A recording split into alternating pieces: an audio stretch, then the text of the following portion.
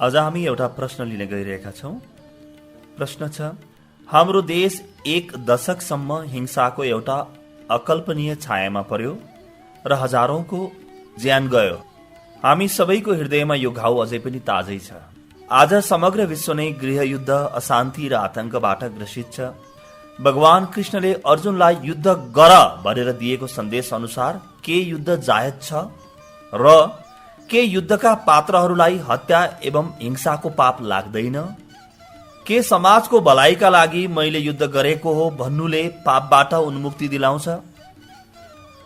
बडो गहिरो र मर्मस्पर्शी प्रश्न छ यो। हाम्रो देश त एउटा अकल्पनीय युद्धको चपेटामा पर्यो। समग्र विश्व नै आज युद्धको भूमरीमा छ। मनुष्यले प्रगति त धेरै गर्यो, धन सम्पदा त धेरै सृजना गर्यो। अहिले विभिन्न शोधकर्ताहरूको भनाइ छ, विगत 100 वर्षमा हामीले जुन ज्ञान र सम्पत्ति उत्पादन गर्यौं, यति ज्ञान र सम्पत्ति पृथ्वीको इतिहासमा आजसम्म कहिले पनि उत्पादन भएको थिएन। यसको अर्थ पृथ्वीको पूरा इतिहास एकातिर र विगत 1 शताब्दी एकातिर राखेर हामीले तौलनी हो भने ज्ञान र सम्पत्तिको हिसाबले यो 1 शताब्दी भारी छ। यति धेरै ज्ञान हामीले जन्मायौं, उत्पादन गर्यौं र यति धेरै धन सम्पदा पनि हामीले उत्पादन गर्यौं। यो ज्ञान र यो धन सम्पदाले त मनुष्यलाई जीवन जिउनुको एउटा शिखरमा पुर्याउनु पर्ने हो। सुखको, सफलताको, आनन्दको, प्रेमको पराकाष्ठातिर लैजानु पर्ने हो। यो संसार त स्वर्ग हुनुपर्ने हो, पृथ्वी त स्वर्गलोक हुनुपर्ने हो। स्वर्ग त यही उत्रिनु पर्ने हो। हरेक घर, हरेक परिवार स्वर्गको एउटा नमुना हुनुपर्ने हो। प्रत्येक व्यक्ति जिउँदो जाग्दो देवता हुनुपर्ने हो। जति ज्ञान उपलब्ध छ, जति धन उपलब्ध छ, यसको परिणाम स्वरूप। तर के यो भएको छ त?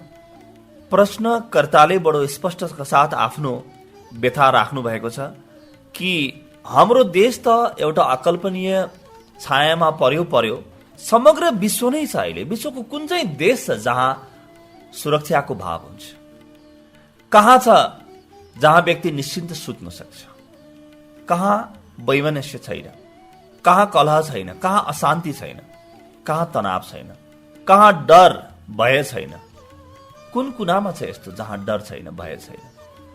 यस्तो लाग्छ कि मनुष्यले धन सम्पत्ति जुन कमायो, यो शस्त्र अस्त्र र युद्ध गर्नको लागि कमायो। पहिले धन थिएन। धन नहुँदाखेरि शस्त्र अस्त्र किन्न सक्दैन थियो या बनिसकेका थिएनन् र मल्ल युद्ध गर्थे, हातले लड्थे। धेरै भयो भने धनुष बाणले लड्थे या छुरी, खुकुरी, भाला, पर्सा इत्यादिले लड्थे। यसमा एउटा सिमाना थियो। जतिसुकै ठुलो युद्ध भए पनि समग्र विश्व त्यसको चपेटामा आउन सक्दैन थियो। कुनै एउटा सानो गाउँमा, एउटा सानो इलाका, एउटा क्षेत्रमा मात्र युद्ध सीमित हुन्थ्यो। अहिले युद्धले नयाँ रूप लियो। हामीले सबै धन सम्पदा लगेर युद्धमा खनाइदियौं।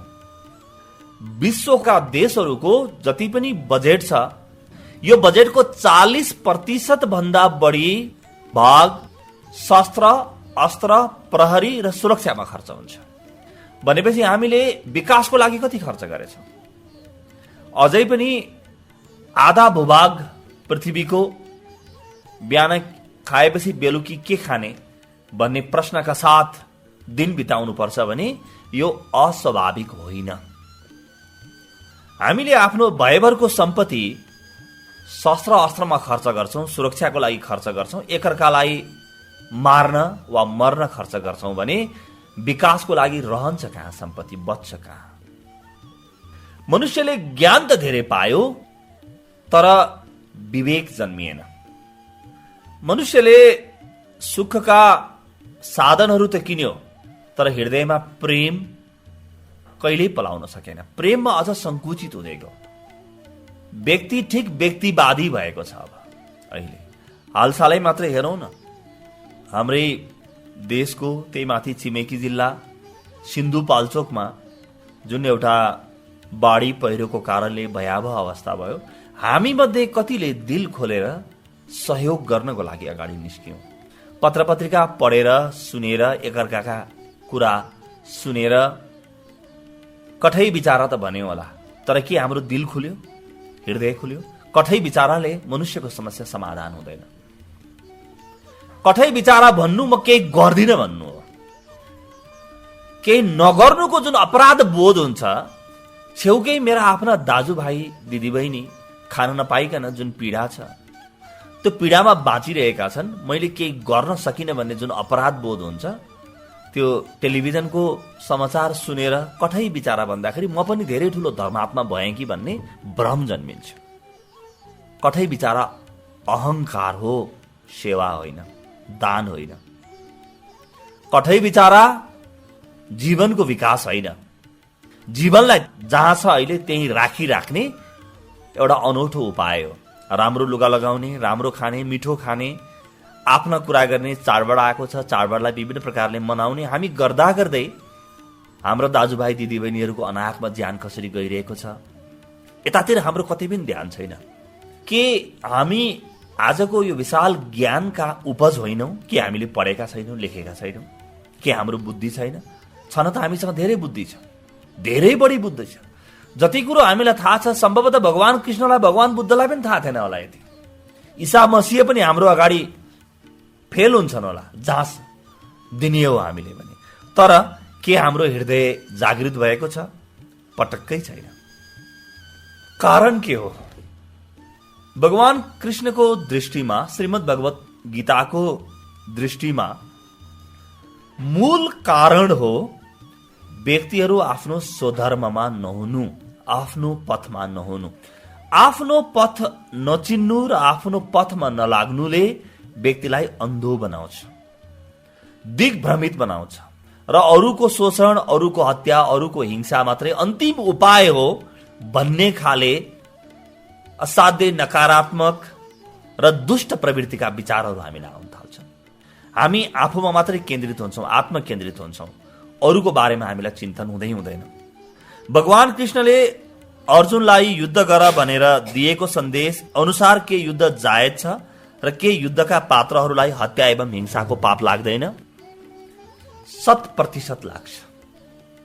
जो पनि हत्यामा संलग्न छ सबैलाई पाप लाग्छ, तर अर्जुनलाई पाप लाग्दैन, कृष्णलाई पाप लाग्दैन। हिंसा हिंसाको लागि गरिन्छ कि हृदयभित्र के भाव छ त्यसमा भर पर्छ।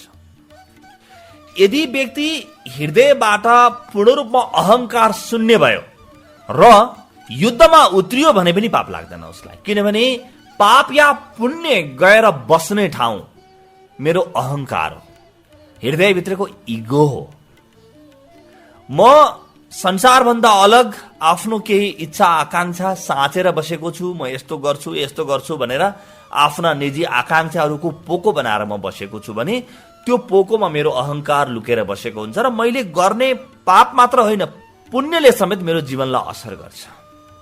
तर भगवान कृष्णले अर्जुनलाई जुन सन्देश दिइराख्नु भएको छ, यो सन्देश सर्वथा भिन्न छ।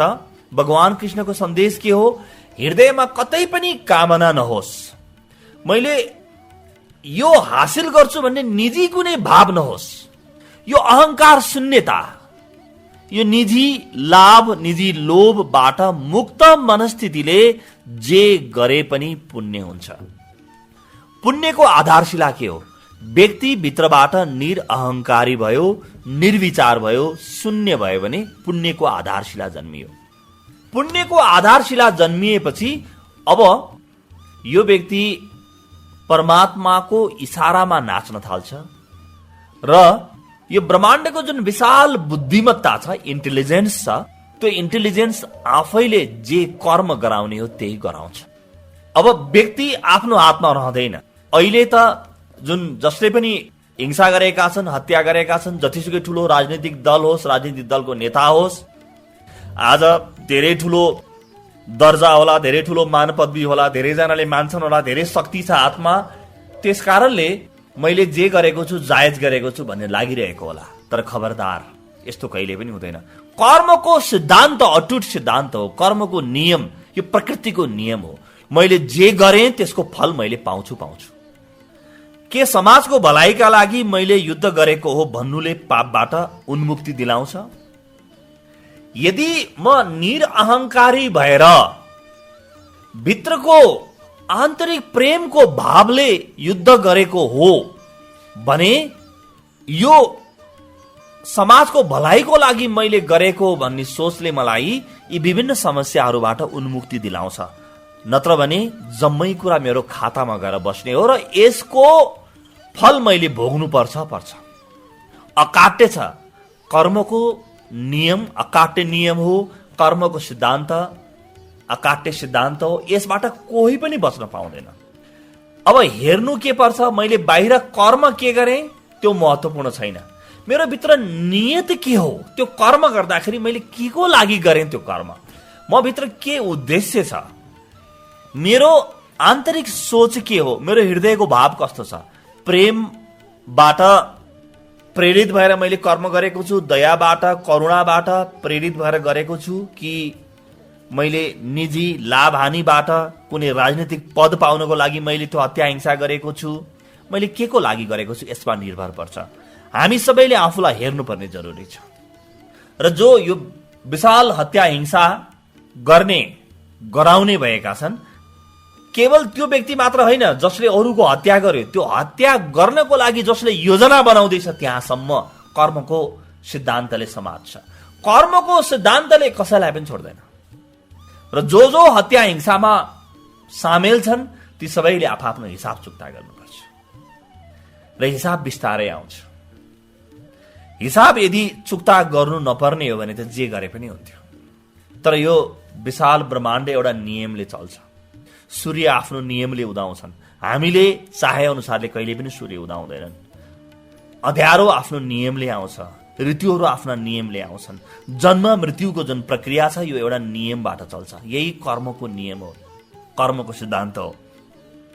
त्यसकारणले भगवान कृष्णको सहायता लिएर, गीताका यी वचनहरूको सहायता लिएर कसैले पनि अन्धाधुन्ध हत्या हिंसामा उत्रिएको छ भने सावधान हुनुपर्ने जरुरी छ। मैले सुनेको हिटलरसँग पनि र विशेष गरी उनका सहयोगीहरूसँग हातमा श्रीमद् भगवत गीता हुने गर्थ्यो र आधुनिक हिटलरहरूसँग पनि होला, श्रीमद् भगवत गीता नै हातमा होला। तर गीता पढ्दैमा केही पनि हुँदैन, गीतालाई हातमा लिँदैमा केही पनि हुँदैन। गीता हृदयमा उत्रिएको छ कि छैन, गीता मेरो जीवन शैली बन्यो कि बनेन, भगवान कृष्णको एउटा सूत्र लिएर, एउटा श्लोक लिएर त्यसको अपव्याख्या गरेर जे मन लाग्यो त्यही गर्न पाइँदैन। यदि गीता मेरो जीवनमा उत्रिसक्यो, मेरो जीवनको अङ्ग भयो भने जुन परम शान्ति र परम आनन्दमा म प्रवेश गर्छु, त्यसबाट म जे पनि गर्छु त्यो पुण्य हो, मबाट पाप असम्भव हुन्छ।